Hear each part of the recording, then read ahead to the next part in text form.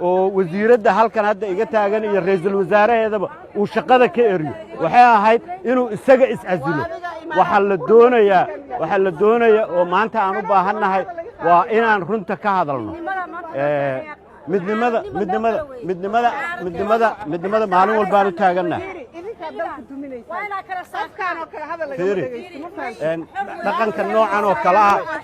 dhaqanka noocan oo kale ah gabdho Soomaaliyeed oo aan ixtiraam u hayo way xildhibaanadan waa gabdho Soomaaliyeed oo aan xurmo u hayo anigu lama tirsanayo kuma dayanayo makarafoonka xoogi maayo walaal waqtigaaga hadal qadiyad Soomaaliyeed taagan qadiyad Soomaaliyeed hadalka ma kala heli karnaa hadalka ma kala heli karnaa حرية قولك وقولها ولا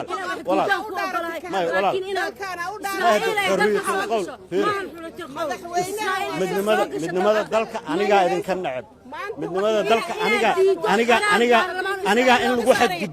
in lagu xadgudbo midnimada dalka ana idin ka nacab dhageyso waad cadaysato uma baahna anu mikrofon codkayga mikrofon iyo hadee markaaga la hadal ana hadda la hadlayo dadkana markaaga la hadal ana la hadlayo dadkana markaaga la hadal fiiri tusaale bahda saxaafadda dad waaweyn oo mas'uuliyiin ah nahay waxa idin muuqda maanta waa dhaqan xumada dawladnimada lagu soo kordhiyay ee Xasan Sheekh Maxamuud iyo kooxdiisa ay ku soo kordhiyeen waad u jeedaan xildhibaan qaran baana waxaan hor taaganahay baarlamaanka hortiisa intaasoo kaamaradood baa taagan in anigoo hadlaya mikrofon la dafo qaylo iyo hadal aan munaasab ahayn dhinacyada la igala soo galo waa Xasan Sheekh Maxamuud iyo dawladnimada inta uu ku soo kordhiyay midnimada dalkan awowayaasheen oo dhan baa u soo wada dhintay qof Soomaali oo qof kale oo Soomaali uu ka jecel yahay inuu jiro ilmaha laakiin waa inaan runta isu sheegnaa waxa ay tahay inaan runta isaga sheegno waxa weeye